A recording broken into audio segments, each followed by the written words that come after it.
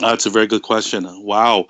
One of the first things that I would do would to build a customer-based business, period. Building a customer-based business is very, very important, and it's going to help you um, pretty much expose that to a lot of people. And I think customers are an amazing way to do that. And a lot of people they don't take customers seriously. They go, well, they're not building a business, so I don't work with customers. And I disagree with that.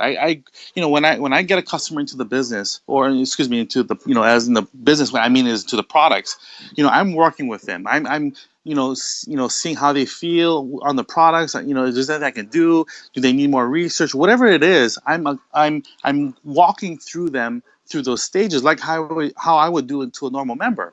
And then the cool thing about it is, because of customers, they love your product. Usually that's why they're customers.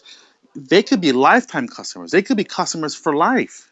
So when you have that concept, I mean, you just solidified your residual by having customers for life.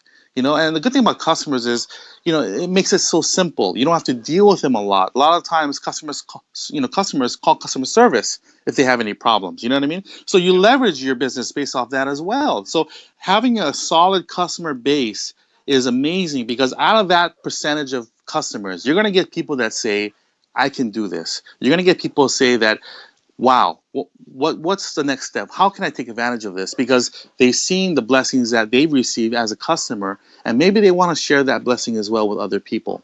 And we have people in our teams that became customers. In fact, majority of our team became customers first.